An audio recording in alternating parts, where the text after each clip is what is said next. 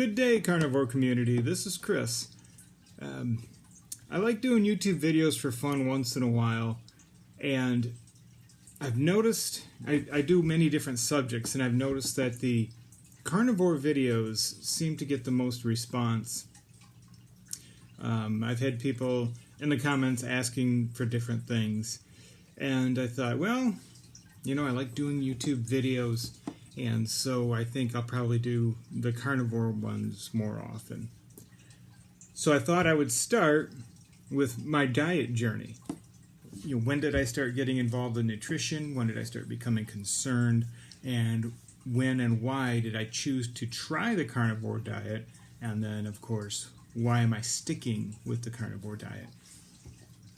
To begin with, when I was in my teenage years, I was like most teenagers, and I didn't care about diet. My metabolism kept the fat away, and I ate whatever the hell I wanted. Sometimes I would eat a couple bowls of ice cream for breakfast.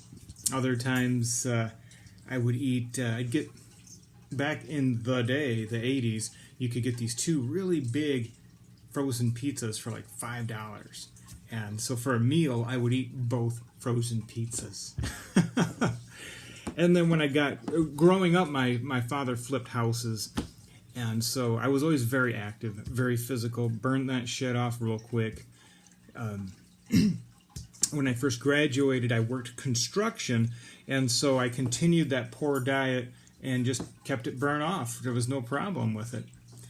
I drank Mountain Dew regularly, 3-4 bottles a day.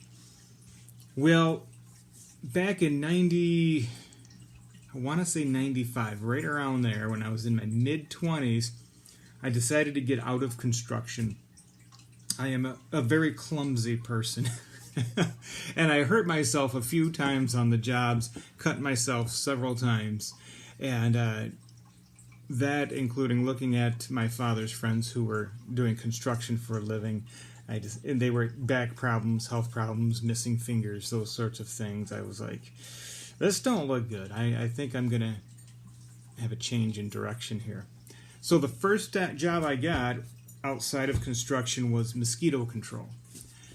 Seasonal job, but it was something to start with.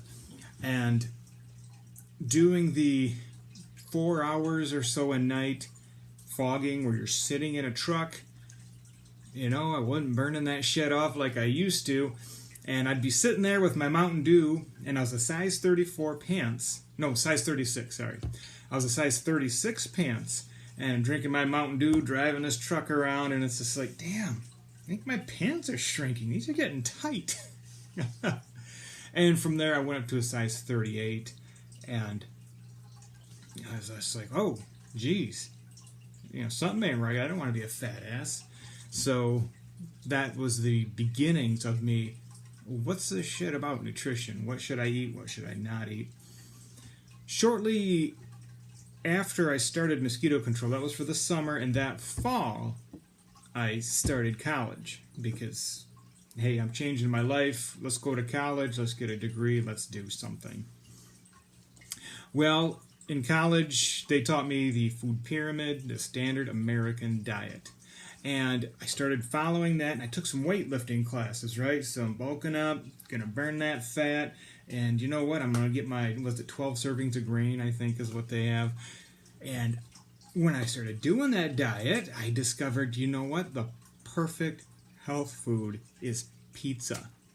You got all that bread, you've got the sauce, you've got the veggies. Oh yeah, pizza is the perfect health food.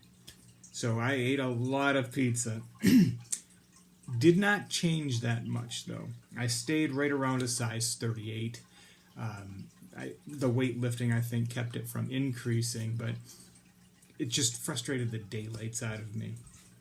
So from there, I started experimenting with different diets.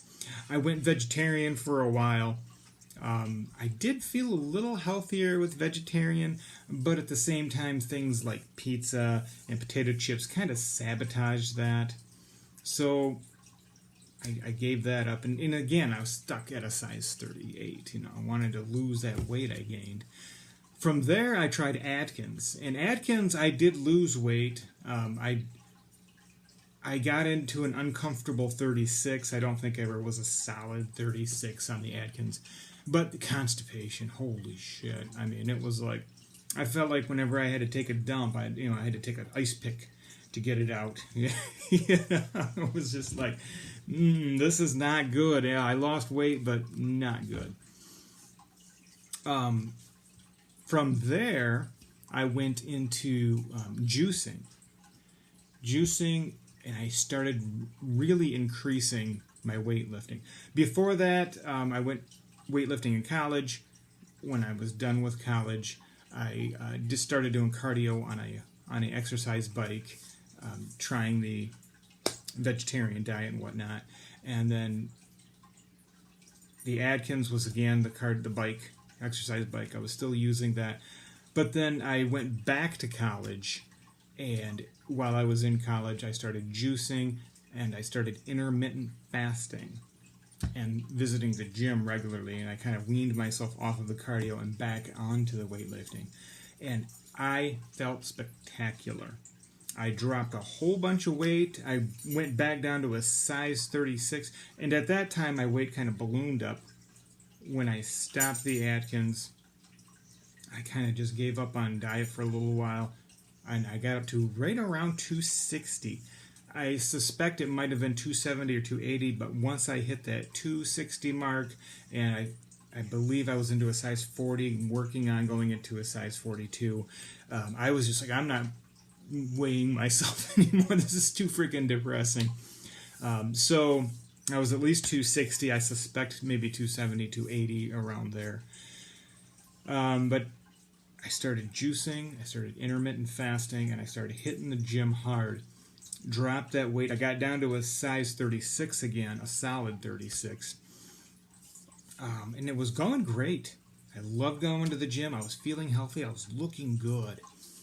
But then all of a sudden, I started feeling very lethargic, just kind of out of the blue. And I started feeling sore all the time. And I was like, well, maybe I'm hitting the gym too hard. Maybe I'm not allowing my body to recover enough. And it just kept getting just a little bit worse and worse and worse as the months went on.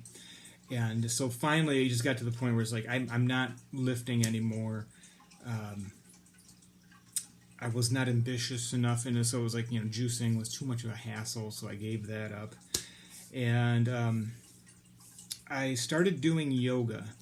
I've got some hip issues where my pelvis is tilted and twisted and tilted a little bit, so my right hip hurts me a lot, and I've got some minor back issues, more with posture than anything.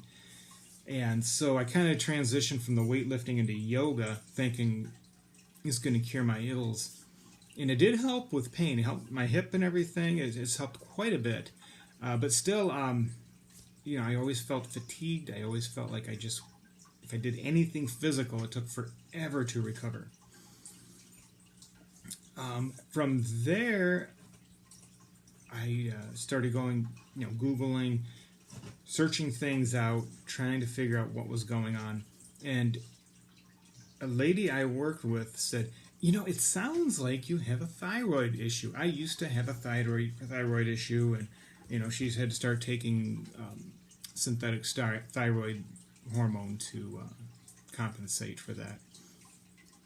And so I started looking into it, and sure enough, my symptoms matched for thyroid and testosterone, those two things.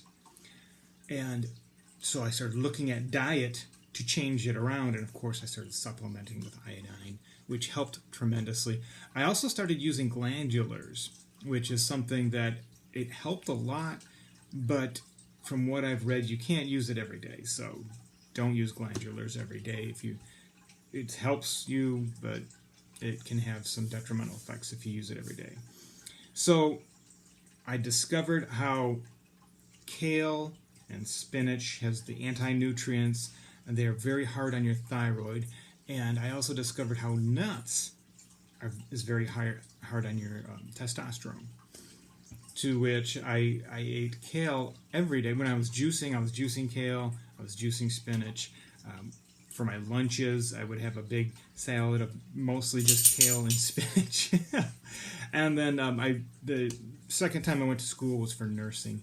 And as a nurse, you don't always get a lunch.